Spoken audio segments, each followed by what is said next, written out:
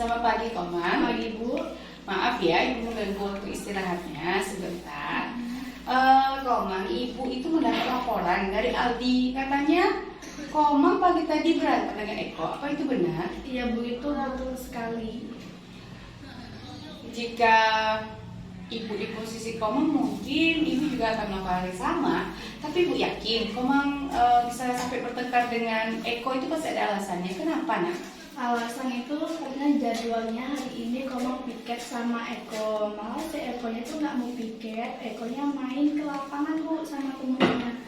Jadi Komang tuh kayak langsung emosi kan. Komang tanpa sengaja Komang mukul Eko pakai sapu. Waduh, sampai mukul Eko pakai sapu. Tapi Ekonya tidak apa-apa? Tidak apa-apa. Tidak apa-apa. Itu rasa kesal tadi ya, saking Iya. kesalnya Komang sampai mukul Eko. Ya mungkin itu akibat emosi yang tidak tertahan ya, rasanya kesal sekali melihat Eko, orang harusnya piket malah memet ke lapangan. Tapi nak, kira-kira yang dilakukan Komang pagi tadi ya, sempat bertengkar dengan Eko, bahkan sampai mukul kaki Eko dengan sapu ya, itu kira-kira melanggar tidak keyakinan kelas yang sudah kita sepakati bersama, nak? Sangat melanggar tersebut itu. Karena tidak sesuai. Tidak sesuai. Keyakinan apa yang sudah Komang langgar, nak? Keyakinan menghormati antar teman. Iya, benar sekali. Jadi kita kan sudah membuat suatu kesepakatan keyakinan bersama bahwa dalam kelas kita harus saling menghormati. Walaupun di posisinya memang Eko juga salah ya harusnya. Tapi kira-kira Komang mau tidak memperbaiki masalah ini? Ya, Komang bersedia, Bu, berusaha baik lagi dan mengatur diri Komang gitu. Ya, nanti Komang minta maaf sama Eko tanpa tidak sengaja mukul Eko tadi. Oh iya, bagus sekali. Berarti Komang bersedia memperbaiki ya. Jadi Komang harus lebih bisa mengontrol diri Komang. Kira-kira kalau seandainya nih Eko ini nggak mau pikir lagi, apa yang akan Komang lakukan? Komang ngomong dulu secara baik-baik sama Eko kan, karena kita udah bikin kesepakatan.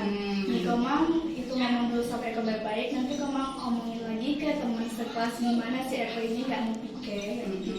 Kemudian? Ya nanti nunggu kesepakatan dari kelas, ya gini-gini misalnya kalau si Eko nggak mau piket lagi kena sanksi atau kena apa gitu, Bu. Lalu sejenisnya.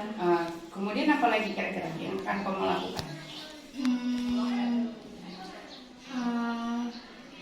Stop dulu. Oke, karena Komang berarti sudah menyadari ya, memang Komang sudah melanggar keyakinan kelas sehingga pagi tadi sempat bertengkar ya, membuat teman-temannya melihat Komang sampai memukul si Eko. Kira-kira nak, bagaimana Komang mau memperbaiki masalah ini ke depannya? Komang akan mengasih tahu guru piket, habis itu mengasih tahu guru piket, Komang ngasih tahu ke wali kelas gitu. Berarti nanti Komang bakal ngasih tahu ke guru piket sama wali kelas seandainya nanti Eko nggak mau piket lagi, tanpa harus Komang yang bertengkar dengan Eko sampai memukul Eko ya. Oke, terima kasih. Kalau seperti itu, terima kasih ya Komang ya. Semangat belajarnya dan tetap harus menjadi lebih baik lagi. Oke Komang, terima kasih nak waktunya. Perkenalkan, nama saya Komang dari kelas 92. Saya sangat senang sekali bisa berdiskusi dengan Ibu Mei mengenai permasalahan pagi tadi. Saya akan berusaha lagi untuk lebih sabar dan mengontrol diri saya dalam menghadapi perilaku teman sekelas saya.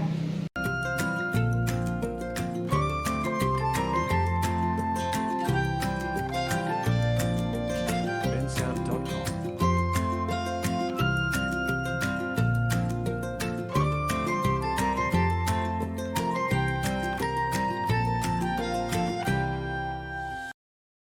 Siang Ajun. Siang, Bu. Maaf ya, Ibu manggil Adin ke sini. Tapi Adin tahu nggak nih dipanggil Ibu ke sini kenapa? Belum tahu, Bu. Belum tahu. Jadi Adin Ibu panggil ke ruangan Ibu karena Ibu ini mendapat kabar ya, dapat informasi dari Bu Opi, kakak kesusahan kita. Katanya kemarin Arjun sudah mendapatkan teguran karena rambut Arjun yang masih panjang dan juga kuku Arjun yang belum dibersihkan. Apa itu benar, Nak? Benar, Bu. Benar. Ibu tahu, Nak, setiap orang pasti bisa melakukan kesalahan karena itu manusiawi ya. Manusia ini memang tempatnya salah. Tapi ibu yakin anak ibu ini rambutnya belum dipotong, padahal udah tahu nih kita udah mulai masuk sekolah ya, kemudian kukunya belum dibersihkan, pasti ada alasannya. Kenapa, Jun? Karena rumah saya dengan tempat pemotongan rambutnya tuh lumayan jauh. Lumayan jauh. Dan juga saya belum sempat mau potong rambut. Motong rambut. Kalau kukunya juga sama, artinya belum sempat. Sempat juga. Jadi masalahnya karena jarak yang jauh dan lupa terus sepertinya Jun ya potong kukunya ya. Oke, Jun, kira-kira apa yang Arjun lakukan ya, pelanggaran ini yang Arjun lakukan ini melanggar juga nggak Jun dengan keyakinan kelas kita? Melanggar. Kalau melanggar, keyakinan kelas apa yang sudah Arjun langgar? Kedisiplinan. Arjun sadar itu sudah melanggar itu? Sadar. Jadi Arjun sudah melanggar kedisiplinan peraturan sekolah yang harusnya pakai rambut yang pendek ya. Kalau laki-laki kukunya harus bersih. Menurut Arjun, rambut yang pendek, kuku yang bersih itu ada tidak manfaatnya untuk Arjun? Ada, Bu. Ada. Apa, Nak? Supaya lebih rapi. Lebih rapi, lebih bersih, benar. Kalau Arjunnya rambutnya rapi, bajunya ada rapi, kukunya bersih, Arjun akan terlihat lebih apa? Ganteng. Lebih ganteng. Arjun tahu kan? Nah, kalau begitu, Arjun mau tidak, Nak, memperbaiki kesalahan Arjun ini? Mau. Bagaimana nanti Arjun mau memperbaiki? Sepulang sekolah ini saya akan memotong rambut dan membersihkan kuku saya. Berarti pulang sekolah ini langsung ya? Berarti besok Arjun sudah rapi, rambutnya udah rapi, kukunya sudah bersih. Bersedia?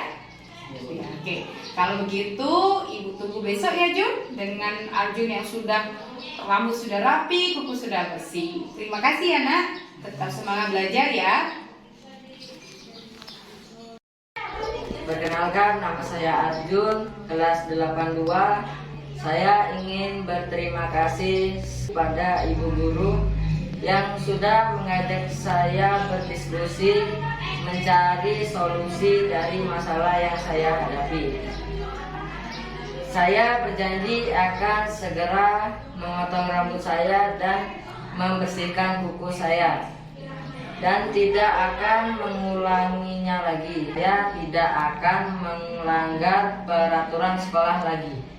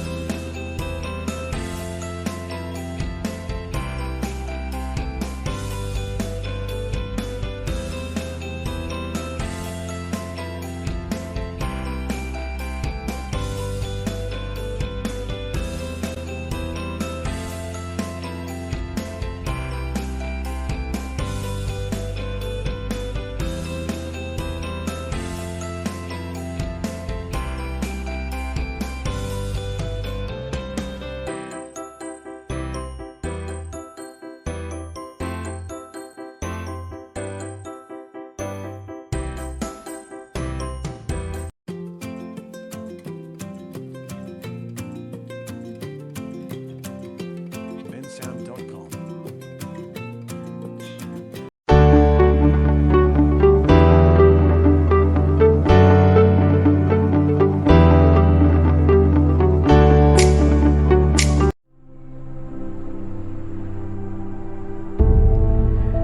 Jika aku berdiri di pantai Ngeliep.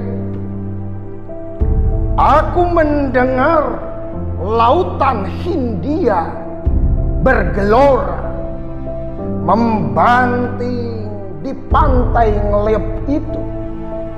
Aku mendengar lagu sajak Indonesia. Jikalau aku melihat sawah-sawah menguning, menghijau, aku tidak lagi melihat batang-batang padi yang menguning, menghijau. Aku melihat Indonesia. Jikalau aku melihat gunung-gunung, Gunung Merapi, Gunung Semeru, Gunung Merbabu, Gunung Tangkuban Perahu, Gunung Kelebat, dan gunung-gunung yang lain, aku melihat Indonesia. Jikalau aku mendengar lagu-lagu yang merdu dari Batak, bukan lagi lagu Batak yang kudengar, aku mendengar Indonesia. Jikalau aku mendengar Pangkur Palaran, bukan lagi Pangkur Palaran yang kudengarkan, aku mendengar Indonesia. Jikalau aku mendengar lagu Olesio dari Maluku, bukan lagi aku mendengar lagu Olesio dari Maluku, aku mendengar Indonesia. Jikalau aku mendengar burung perkutut menyanyi di pohon, ditiup angin yang sepoi-sepoi, bukan lagi aku mendengar burung perkutut, aku mendengar Indonesia. Jikalau aku menghirup udara ini, aku tidak lagi menghirup udara ini, aku menghirup Indonesia. Jikalau aku melihat wajah anak-anak di desa-desa dengan mata yang bersinar-sinar, Pak Merdeka, Pak Merdeka, Pak Merdeka, aku bukan lagi melihat mata manusia, aku melihat Indonesia.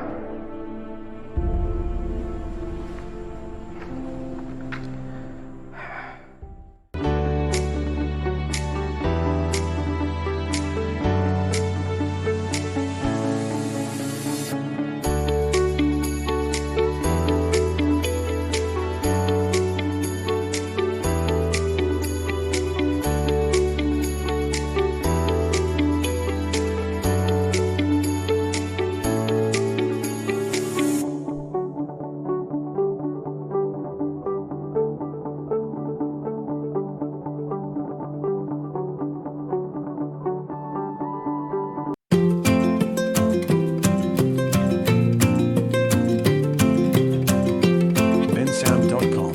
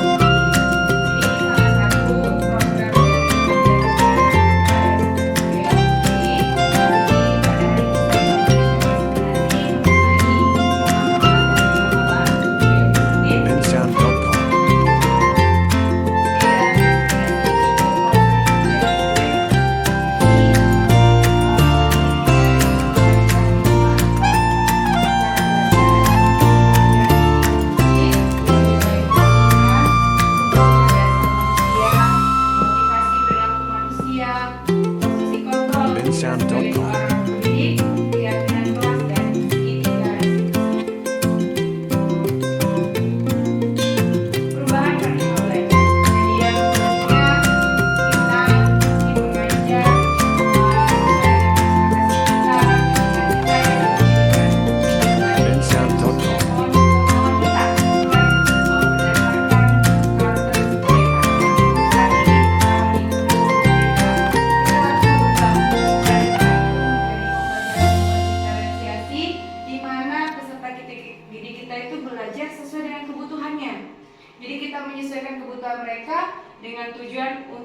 mencapai profil pelajar Pancasila. 5 elemen profil pelajar Pancasila: beriman dan bertakwa, berakhlak mulia, berkebinekaan global, gotong royong, mandiri, kreatif, dan bernalar kritis. Kemudian untuk perubahan paradigma ini Bu, dari yang selama ini kita tahunya realita itu selalu sama. Yang kita tahu, kita maunya seperti itu terus. Padahal seharusnya realita itu belum tentu sama. Bisa saja berbeda dengan yang kita inginkan. Kemudian setiap orang itu memiliki hal yang sama. Itu yang kita mau dulunya dengan anak didik kita, termasuk saya sendiri. Sebelum saya belajar ilmu ini saya juga sama. Saya berharapnya anak murid saya pintar semua IPA, pintar semua matematika. Tapi pada kenyataannya kita harus berubah bahwa tidak semua orang itu memiliki gambaran yang sama. Ada 30 anak kita, berarti ada 30 watak, 30 karakter, 30 potensi yang berbeda-beda. Itu yang harus kita rubah sekarang. Kemudian kita juga berusaha, orang yang harus berusaha memahami kita, memahami pandangan kita, setuju dengan kita. Tapi sekarang kita harus merubah itu menjadi kitalah yang memahami orang lain. Kemudian orang lain bisa mengontrol saya, tapi yang benarnya hanya kita sendiri yang bisa mengontrol diri kita. Sama dengan siswa kita. Jadi contoh dari mengontrol ini, misalkan saya punya sesuatu di tangan saya, kemudian nanti misalkan Ibu Diana, Bu Mei, saya mau lihat apa yang ada di tanganmu. Kan harusnya kalau saya dikontrol Ibu Diana, saya akan menyerahkan. Tapi yang benar saya akan mempertahankan. Saya tidak mau Bu, ayo Bu Mei, kata Bu Diana, nanti saya beri uang. Tidak mau Bu, pokoknya bagi saya itu artinya kita lah yang bisa mengontrol diri kita. Begitu juga siswa kita. Sebetulnya kita tidak bisa mengontrol mereka, tapi mereka lah yang mengontrol diri mereka sendiri dalam pengawasan kita. Itu Bu, paradigma baru. Kemudian model berpikir menang kalah. Kita dulu berpikir kalau anak itu lulus saya, berarti saya menang, tapi anaknya kalah. Tapi sekarang tidak. Kita harus berubah, justru menang-menang. Kita berhasil merubah pola tingkah laku dia berhasil menjadi lebih baik. Itu yang harus kita rubah dalam paradigma belajar sekarang, sesuai dengan kurikulum Merdeka yang diinginkan oleh Pak Menteri dan juga sesuai dengan filosofi Ki Hajar Dewantara. Bahwa kita hanya menuntun Bu, kita tidak akan bisa merubah padi menjadi kacang, kacang mau dirubah menjadi terong, tidak akan pernah bisa. Selanjutnya, kemudian disiplin positif, sesuai dengan apa dikatakan Bapak Ki Hajar Dewantara, di mana ada kemerdekaan, disitulah harus ada disiplin yang kuat. Sesungguhnya disiplin ini bersifat self-disiplin. Kita sendiri yang mewajibkan kita dengan sekeras-kerasnya, tetapi itu sama saja. Sebab jika kita tidak cakap melakukan disiplin diri kita, wajiblah penguasa lain mendisiplinkan diri kita. Maksudnya Bu, kita itu mau memerdekakan anak, tapi tetap pada dasarnya harus ada disiplin kuat yang timbul dari diri anak. Bukan karena mereka takut karena dimarahi kita, bukan karena takut dengan peraturan, tapi memang muncul murni dari diri dia. Disiplin di sini maksudnya.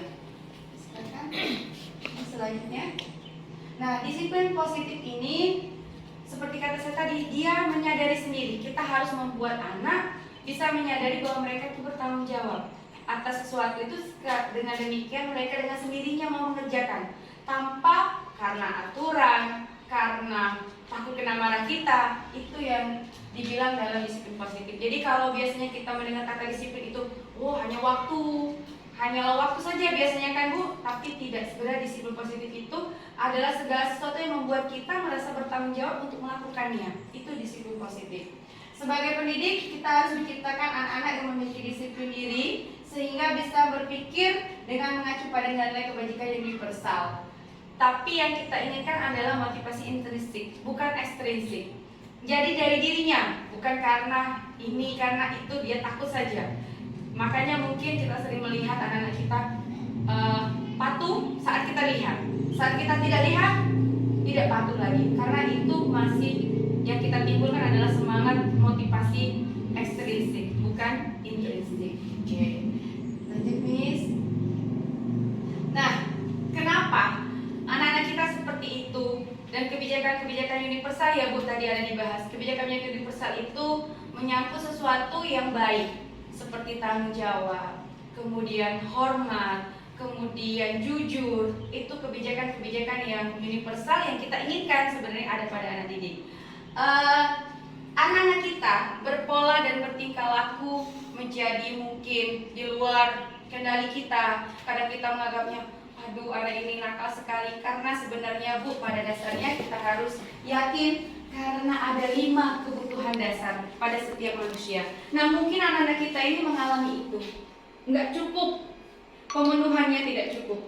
5 kebutuhan dasar yang pertama adalah bertahan hidup. Mereka butuh tempat tinggal, makanan, keamanan, kesehatan. Mungkin anak kita rata-rata memenuhi itu saya rasa. Tapi yang kedua, cinta dan kasih sayang. Mereka butuh rasa diterima. Mereka butuh dipedulikan, berbagi, kerjasama, menjadi bagian dari kelompok. Mungkin inilah salah satu menurut saya yang paling banyak terjadi kasusnya di sekolah kita.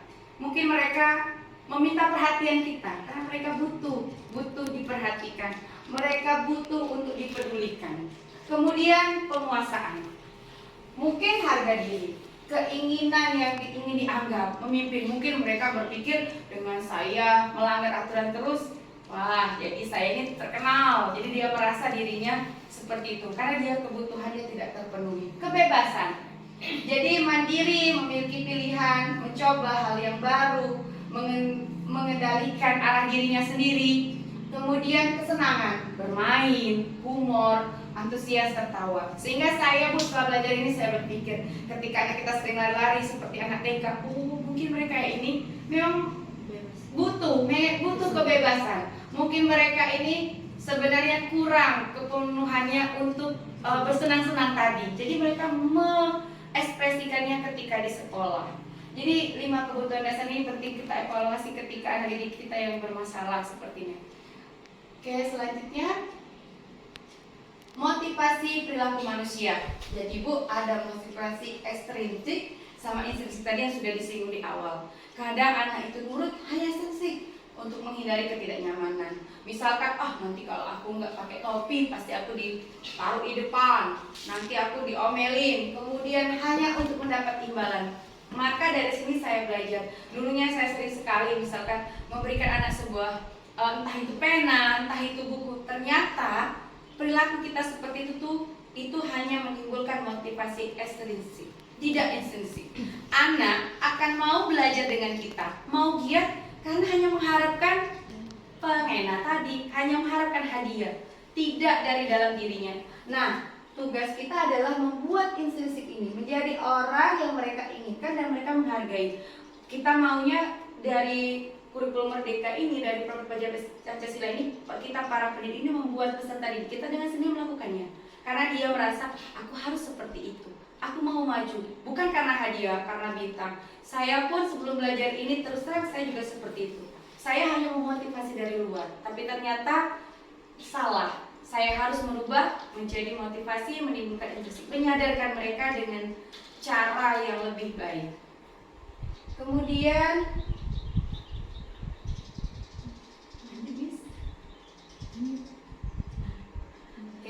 nah hukuman. Nah ini yang banyak sekali mungkin kita temukan. Hukuman, konsekuensi, dan restitusi. Hukuman itu tidak terencana. Misalkan ada yang terlambat, sini kamu terlambat. Kamu bersihkan WC, kamu misalkan berdiri di depan kelas, itu kan tidak terencana Bu. Hukuman itu namanya. Murid tidak tahu apa yang terjadi, kemudian bersifat satu arah dan berupa hukuman fisik atau psikis. Jadi ketika mungkin kita hanya tidak melukai fisiknya, tapi kita berkata sebenarnya kita sudah melukai psikisnya. Kemudian konsekuensi. Kalau konsekuensi itu terencana. Misalkan kita nih di sekolah, nanti ya siapa yang tidur, kalau berdasar pelajaran ibu, yang tidur nanti dia harus bernyanyi. Itu namanya konsekuensi. Ketika ada anak yang melanggar, otomatis anak itu harus bernyanyi. Anak itu sudah tahu konsekuensi, itu namanya. Tapi Bu, ternyata itu masih tidak tepat. Yang paling tepat adalah diselesaikan dengan restitusi. Apa itu restitusi? Proses membuat murid itu memperbaiki kesalahannya dengan cara dia sendiri. Dia sendiri yang menyadari, dia sendiri yang kasih solusi, dia memperbaiki perbaiki. Itu yang paling tepat. Karena kalau kita pakai hukuman, yakinlah anak itu akan menjadi anak yang menendam.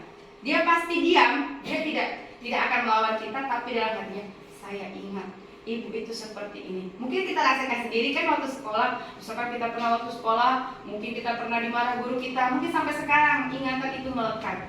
Mungkin seperti itulah Bu kira-kira anak didik kita. Jadi mungkin setelah kita belajar ilmu ini, kita mulai berusaha menjadi pendidik yang tidak menghukum saja. Konsekuensi sebenarnya sudah baik, tapi akan lebih baik jika kita menggunakan restitusi. Selanjutnya, nah ini berhubungan dengan posisi kontrol. Seperti yang saya bilang tadi Bu, sebelum belajar ini saya merasa diri saya berada di posisi kontrol yang belum tepat. Ada guru itu sebagai posisi kontrol penghukum. Dia cuma bisa menghardik. Kalau terlambat kamu saya begini, saya begitu, dengan kata kasar, dengan raut yang marah. Itu adalah posisi kontrol guru sebagai penghukum saja. Itu menimbulkan dendam, tidak akan menyelesaikan masalah dan tidak akan memberikan efek kepada anak. Anak jerah hanya karena tidak nyaman. Anak jerah karena hanya menghindari hukuman. Yang kedua, posisi pembuat rasa bersalah. Saya pun sering kadang-kala di posisi ini. Bagaimana posisi buat rasa bersalah ini membuat rasa bersalah? Kamu kan sudah janji, kamu berbuat lagi, ibu kecewa. Anak merasa gagal, merasa dirinya sudah gagal. Ketika kita berkata, aku kecewa, dia pasti berpikir, aku sudah mengecewakan ibu, aku sudah bersalah. Itu juga akan menjadi beban bagi anak. Yang ketiga adalah di posisi teman. Itu yang sering saya lakukan. Saya berusaha menjadi teman. Ayolah nak, kita ini bantu, ayo bantu ibu, jangan sampai ibu dimarah kepala sekolah. Kamu nggak boleh pakai pakaian seperti itu, harus rapi. Itu posisi teman. Tapi Bu, efek posisi teman ini hanya berlaku untuk kita. Dia akan ikut, dia akan turut dengan kita, menurut dengan kita, tapi tidak dengan rekan kita yang lain. Kemudian pemantau. Kalau pemantau ini hampir mendekati, tapi pemantau ini juga sama masih menimbulkan hanya estereotip. Karena pemantau ini misalkan, oh kamu tahu ya, kamu datang terlambat, apa konsekuensinya? Hanya memantau, tidak memberikan. Dia hanya memantau, kamu salah, kamu harus lakukan, seperti itu. Tapi ketika kita berada sebagai manajernya, kita nggak susah Bu sebenarnya. Kita panggil tanpa raut wajah yang marah, kita harus bersahabat dengan dia, tapi kita memberikan dia sendiri berpikir. Boleh dilanjutkan Miss, kita lihat langsung contohnya. Nah, ini contohnya. Ketika ada siswa datang terlambat, kalau guru penghukum, silakan kamu berdiri di bawah depan tiang bendera sambil marah, itu penghukum. Tapi si pembuat rasa bersalah sudah berkali-kali diingatkan, ibu kecewa sekali dengan kamu. Memang dia tidak marah, tapi memberikan efek anak merasa bersalah. Anak akan larut-larut, bersalah, dia akan semakin down, anak akan semakin merasa kecil hati. Kemudian ketika ada teman, ayo ikuti aturan sekolah kita, bantu ibu ya nak, kita berteman, tapi hanya untuk kita. Ketika jadi manajer, ini bukan manajer ya, sebenarnya ketika dia jadi dia pemantau, benar sekali. Kamu sudah melanggar aturan sekolah, kamu tahu kan konsekuensinya? Ayo, kamu pungut sampah, itu manajer, itu sebagai pemantau. Ketika dia jadi manajer, ini kamu sadar kamu sudah berbuat salah. Mau tidak mau kan anak kalau dia membesar dia akan bilang, iya Bu. Terus kalau kamu sudah bersalah, apa yang harus kamu lakukan? Dia akan berpikir bagaimana dia memperbaiki dirinya sendiri. Dan mungkin lama-lama Bu, kalau kita melihat ini, dia malu sendiri kan. Kalau dia bilang, saya nggak akan datang terlambat lagi Bu, kalau besok dia melambat lagi mungkin akan malu. Akhirnya dia akan berubah karena dirinya sendiri, karena dia merasa dengan dirinya sendiri. Nah, di posisi manajer inilah ternyata kita harus bertindak sebagai pendidik. Jadi yang keempat itu bukan berarti tidak baik atau seperti apa, tapi yang lebih baik yang harus kita lakukan saat ini adalah menjadi manajer. Oke, selanjutnya Miss. Nah, ini Bu, setelah kita menjadi manajer, maka dalam posisi kita menjadi manajer, kita menerapkan segitiga restitusi. Apa yang harus kita lakukan? Menstabilkan dulu identitas anak. Jadi kita tidak boleh langsung langsung menghukum anak itu, langsung memberikan kata-kata, langsung memojokkan dia, kamu ini memang nakal, kamu ini memang tidak. Tapi kita menstabilkan dulu identitas dia. Nah, saya tahu kamu itu sebenarnya mungkin tidak ingin berbuat seperti itu. Jadi kita mencoba menyelamatkan dia. Mungkin dia akan anak itu kan dia sama seperti kita. Ketika kita dipojokkan ada rasa yang seperti apa mungkin kan. Tapi ketika orang itu seolah-olah memahami dia, kita berusaha memahami dia. Oh, orang ini memahami saya. Seolah-olah dia itu bukan berbuat yang sangat di luar itu. Dia akan merasa tidak akan marah, tidak, tapi dia akan tetap tenang dan berpikir mungkin akan merefleksi dirinya sendiri. Kemudian kita menggeser gagal jadi menjadi intention sukses. Oh, kata ibu, wah, setiap orang itu tempatnya salah. Tidak apa-apa aku ini sekarang besar, tapi aku tidak mau lagi, aku malu dengan ibu. Ibu sudah tidak marah, ibu sudah bilang baik-baik, aku malu. Mungkin itu yang harus kita ubah. Kemudian setelah menstabilkan identitas, kita mulai memvalidasi tindakan salah. Bukan berarti kita membenarkan yang salah, tapi kita memvalidasi. Ibu tahu kamu melakukan itu pasti punya alasan.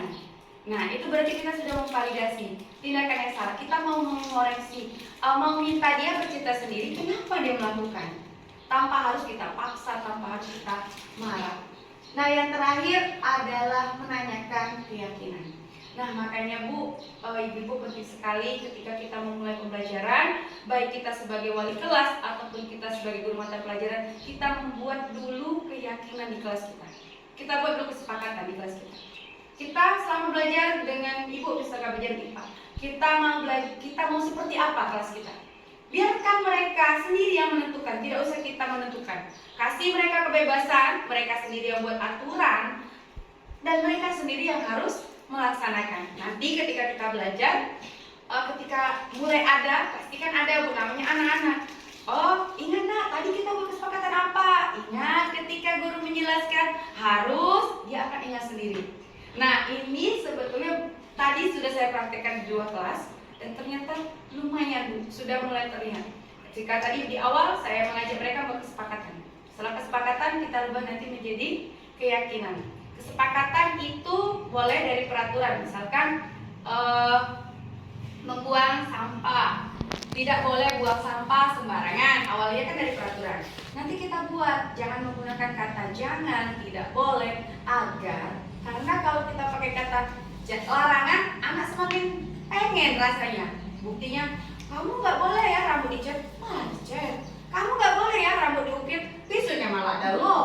Berarti tertantang dia. Nah, kita rubah sekarang, tidak usah pakai kata jangan, tidak ada kata larangan, tapi kita rubah dengan bahasa yang lebih baik. Misalkan berpakaian rapi, berpenampilan sopan.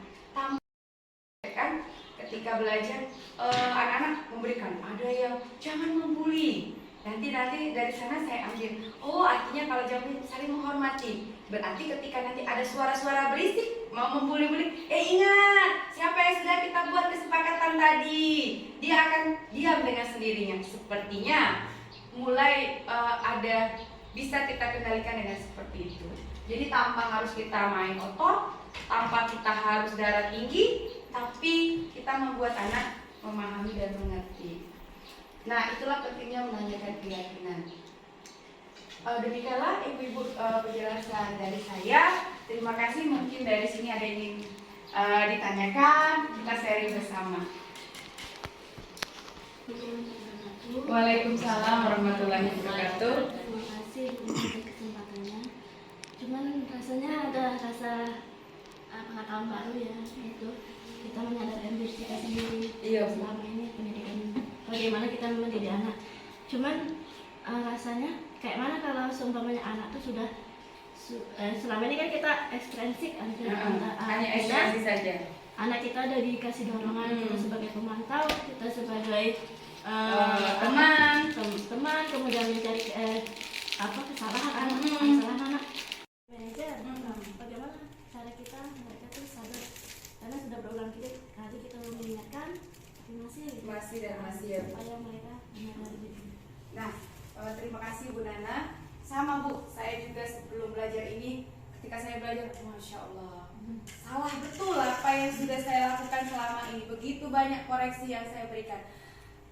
Tapi alhamdulillah kita dapat ilmu baru. Di sini kita sama-sama belajar. Hanya kebetulan saya dapat duluan, saya sebarkan ke ibu biar nanti kita, mungkin ini pun tidak hanya untuk anak didik kita. Kita bisa aplikasikan ini untuk adik kita, untuk anak kita. Karena kita jujur, kita tidak seperti itu. Bahkan menurut saya Bu, ketika memang ada anak yang sudah berkali-kali, tapi ada satu keyakinan seperti kata Bapak Ki Hajar Dewantara, kita guru ini, ya tugas kita kan hanya menuntun. Kita tuntun sebisa kita, semampu kita. Selama kita masih bisa, kita tuntun. Kita terus saja tuntun, saya yakin air batu saja kalau kita isi terus pasti berbolong. Mungkin ketika dia belajar dengan kita selama 3 tahun mungkin belum ada efek apa-apa. Mungkin setelah dia keluar dari sini akan ada sesuatu baru yang dia ingat, mungkin ada sesuatu baru yang berubah. Itu yang bisa saya jawab dari pertanyaan Ibu menurut saya, Bu. Walaupun susah karena memang banyak, tapi setelah saya berkali-kali belajar dari beberapa mentor saya, dia bilang seperti itu. Jadi kita cukup terus saja, berusaha terus. Tapi lama-lama saya pikir, Bu, kalau kita terapkan betul, hari ini mungkin dia berjanji dia mau kita panggil lagi. Hari ini mungkin lama-lama diri dia sendiri yang malu. Mungkin dengan cara itu dia akan merubah. Yang tadi hanya PHP, mungkin selanjutnya jadi nyata. Nah, mungkin Bu, dengan ilmu ini saya harap nanti cobalah kita terapkan masing-masing di kelas kita. Kita lihat nanti bagaimana hasilnya. Mungkin akan kita bahas nanti gimana sih rencana kita. Kalau memang ada perubahan, Bu, kita rasakan sama-sama, berarti kita teruskan, kita jalankan. Semoga saja dengan cara ini sekolah kita menjadi lebih baik dan terutama saja bisa mengembangkan diri kita masing-masing. Kira-kira ibu-ibu yang lain bagaimana Bu Nana? Artinya ini ya, berarti pelajaran untuk kita, berarti kedepannya kita kan wali kelas juga. Berarti jadinya BK juga kita kan? Iya, benar. Bimbingan konseling. Berarti kalau anak yang bersalah, jangan jadi mereka yang bersalah. Artinya kita cari solusi. Iya. Kita tanyakan apa kesalahan mereka, kemudian bagaimana solusinya dari. Iya, betul Bu. Artinya kita lebih ekstra. Iya, lebih ekstra. Makanya pada kurikulum Merdeka itu kita penting sekali Bu melakukan tes awal, asesmen awal. Itu bisa kita lihat di PMM, itu banyak contoh asesmen awal. Asesmen awal itu mengukur kemampuan baik literasi, numerasi, tapi karena kita nggak ada buku BK sebenarnya juga bisa mengukur mengenai psikologis anak. Sehingga kita tuh udah tahu, oh kalau dia berbuat ini memang wajar. Ada faktor X di sana. Nah, ketika di kurikulum Merdeka inilah Bu, sebenarnya kita ini betul-betul menjadi pendidik yang memerdekakan. Kita merdeka bagaimana kita mengajari mereka, mereka juga merdeka bagaimana cara belajar. Jadi Bu, nanti boleh dilihat di PMM itu cari saja asesmen awal. Di situ banyak kita serahkan dulu ketika awal kita berjumpa dengan anak. Nanti atau boleh nanti kalau kita di perjumpaan keberapa, pokoknya kan baru masuk materi seperti kita sekarang. Tepat sekali kalau kita mau melakukan asesmen itu. Kita sebarkan literasinya, numerasi dari hasil itu kan kita bisa lihat. Anak ini misalkan kemampuan pemahamannya tinggi, anak ini kemampuan pemahamannya agak sedang, ini rendah. Nanti ketika kita belajar, kita kelompokkan sesuai kelompoknya. Itulah tadi berdiferensiasi tadi, sesuai kebutuhan dia. Ketika membuat soal pun pada kurikulum Merdeka tidak boleh lagi seperti kita ya, satu soal untuk 100 anak. Tidak. Oh, anak yang ini tadi tinggi, agak soalnya berbeda. Oh, yang ini sedang, kita cari soal yang sedang sesuai kemampuannya. Ini rendah, sehingga nilai angka 80 itu adalah angka, tapi deskripsi berbeda-beda. 80 di anak ini dia sudah paham, 80 di anak ini dia baru bisa menjelaskan, tapi nilai sama 80. Seperti itu Bu kira-kira. Jadi Bu, ketika kita benar-benar sudah memahami karakter anak kita, mungkin masalah-masalah tadi mungkin saja Bu ya, saya pikir ketika anak itu dia bandel, kita lagi kelas mau keluar, mungkin dia tadi tuh merasa ibu itu manggil yang pinter lah ya, tidak dipanggil. makanya dia berulah, bertingkah ketika di dalam kelas kita seperti itu Bu Nana. Minta perhatian kita, dia tuh butuh perhatian kita. Oke Bu. Bagaimana Bu Nana? Alhamdulillah. Ibu yang lain ada lagi atau sudah bisa dipahami?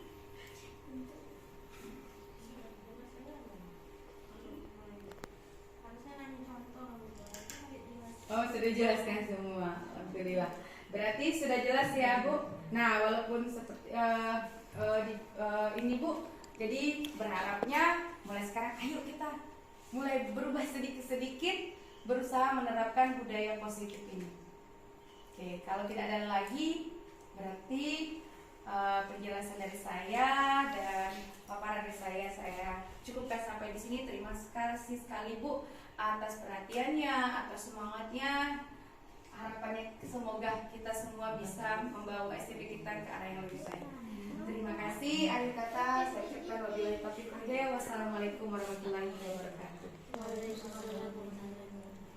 Assalamualaikum warahmatullahi wabarakatuh. Perkenalkan, nama saya Andi Kuasi, guru mapel bahasa Inggris di SMP Negeri 11 Banjar. Setelah saya diberikan inspirasi oleh Bu Mediana Pujibiasuti dari calon guru penggerak angkatan 8 Kabupaten Musi Banjarmasin, saya merasa lebih mengenal ya apa yang harus saya lakukan sebagai guru dan bagaimana sejatinya guru harus bertindak terhadap murid. Bagaimana seorang guru tidak boleh mementingkan kepentingannya di atas kepentingan murid. Di sini juga saya belajar seorang guru bukan hanya sebagai seorang teman, sebagai seorang atau fasilitator mereka, tapi juga sebagai manajer.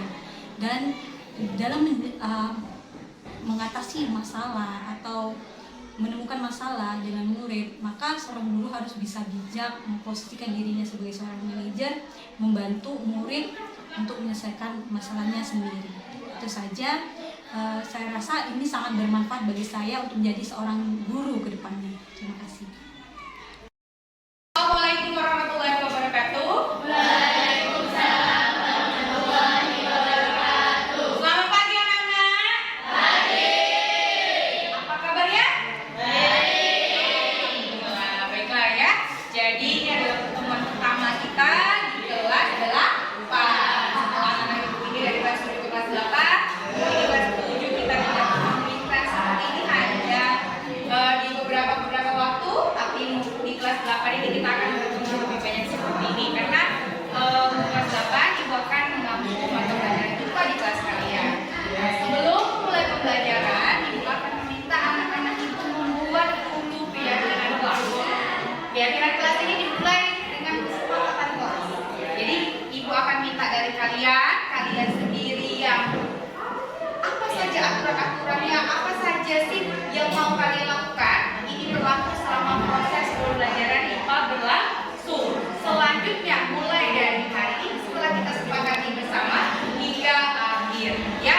Nah, ini ada kertas warna-warni, cantik ya. Nah, ini akan ibu bagikan.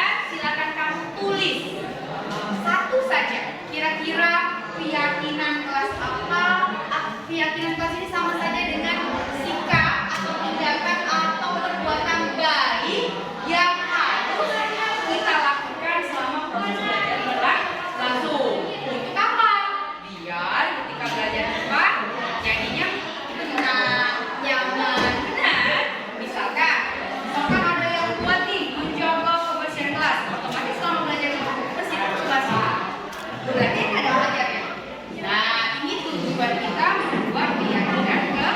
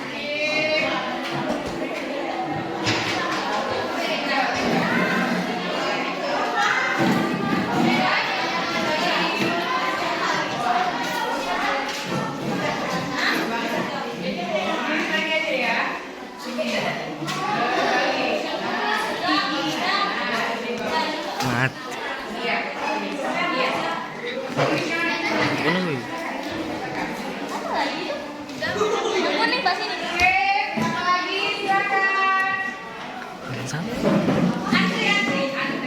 Iya, antri ya. Iya, saya boleh. Iya. Laki-laki. Boleh dulu yang sudah ya.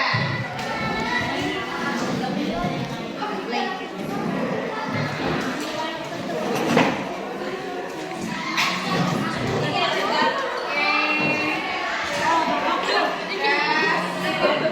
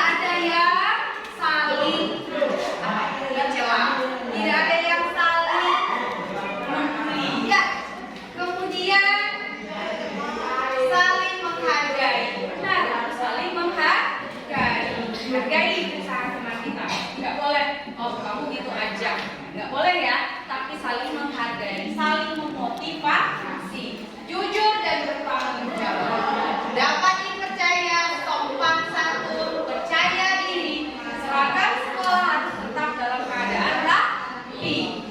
Kemudian menjaga kebersihan kelas, berarti buang sampah pada tempatnya, disiplin, kerja keras. Ini berarti buang sampah sudah ada menjaga kebersihan kelas, kerja keras dan jujur.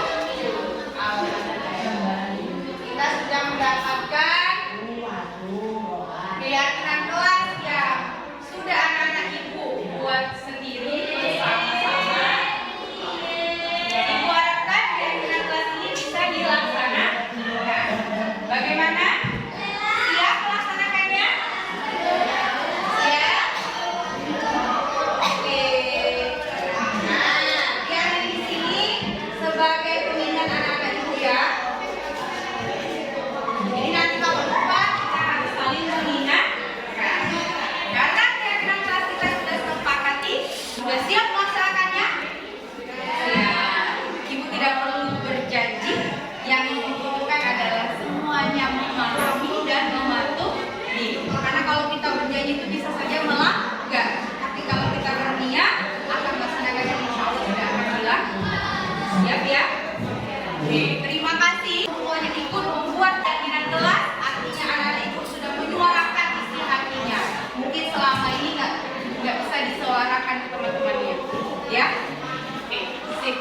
Nah, kalau sudah seperti semua, baru kita akan mulai pembelajaran.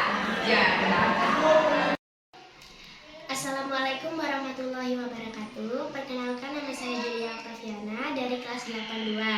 Pada hari ini saya belajar IPA bersama Ibu Meliana Puji Widyastuti. Pada pertemuan pertama, Ibu Meliana mengajak kami untuk membuat keyakinan kelas, yaitu sikap baik yang harus dilakukan dalam proses pembelajaran. Setelah adanya keyakinan kelas, maka kelas saya dalam belajar menjadi lebih tertib dan nyaman. Terima kasih. Wassalamualaikum warahmatullahi wabarakatuh.